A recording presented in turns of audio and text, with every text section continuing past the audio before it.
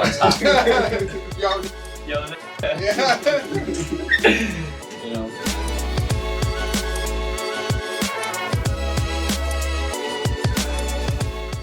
You want a goose? Goose? Yeah. Yes, roast. We'll order half and then we can Oh. order another half if Okay. so you can try more food.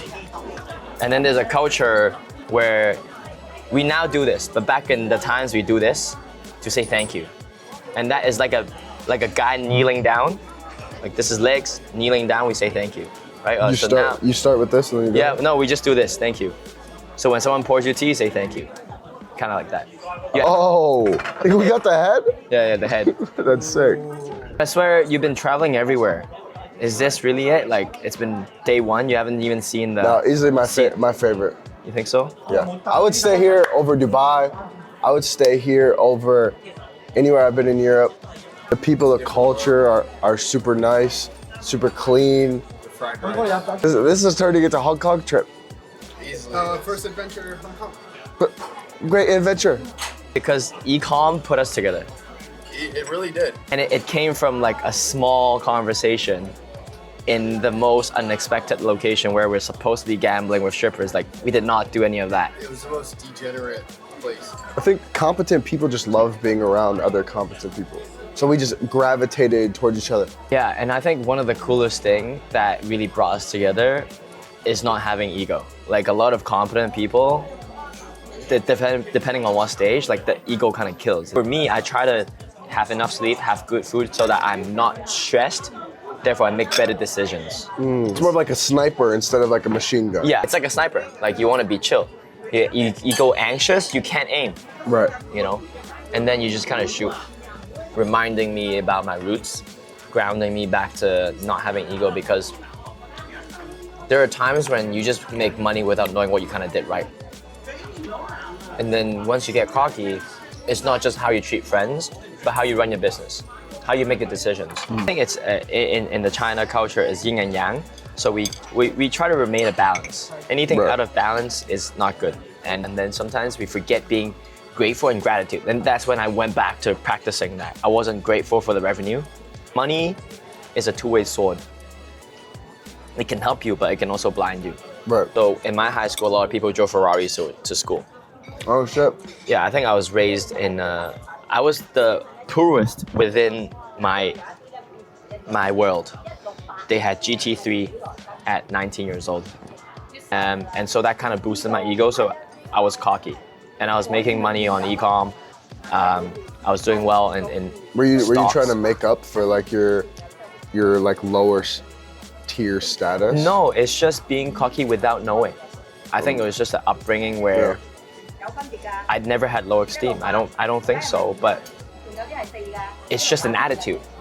I think ego killed stocks. You know, when I was making 100K a day, I didn't treat money seriously. Yeah. And the true anchor to ego is having a bigger vision and purpose. Your ego kicks in when you're only looking for money.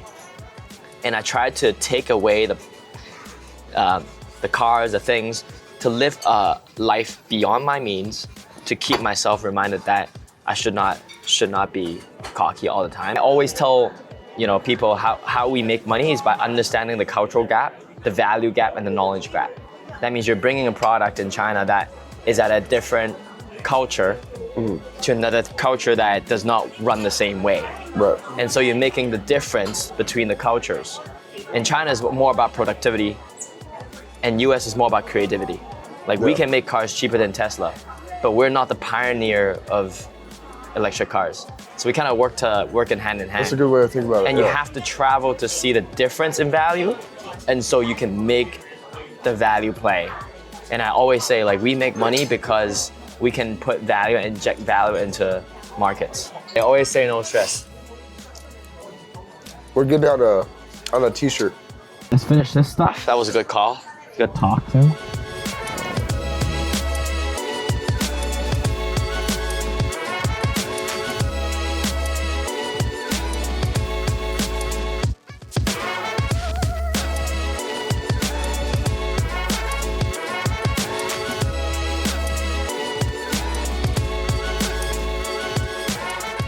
So we just finished a show. It was crazy. We had so much fun at Hong Ham. We're watching table tennis, one of the best ones in the world. And then we're here for dinner.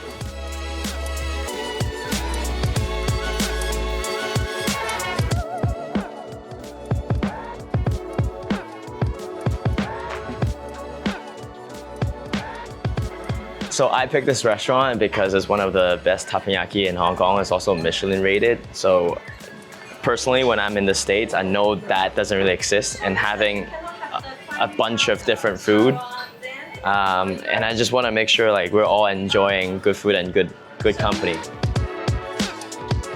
They ship on daily, so we call it omakase, so it's fresh. In America, you can't have that because it takes 5, 8, yeah, so you can't have it.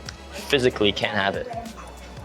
So sometimes, like the unis, they even have auction, like the sea urchin. It goes on auction in the morning, 6 a.m. Once you place an order, 8 a.m. it ships to Hong Kong, and it arrives in Hong Kong, it gets shipped right here, and unbox it, and then for you for dinner. And then we eat it. And then we eat it.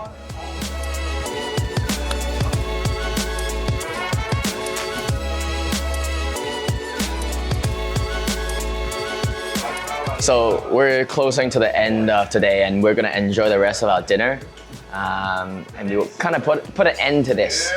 You know, I'm always reminded in how grateful I am to have guys like this around me, and it all started because of e-commerce. If it wasn't e-commerce, if it wasn't having the same mindset and the same energy, I would never meet people like that. And Caliper is really crazy, like turning 2 mil a month. And being in Hong Kong, being in Asia, going to China, there's a lot more to come. At the end of the day, we had through, you know, good times, watching champions play the sports, and having a good experience in dinner. And that is what I think life is really about. It's about enjoying, and that's what money is for. And also really to have good companies that have the same energy. And so that's it, stay tuned.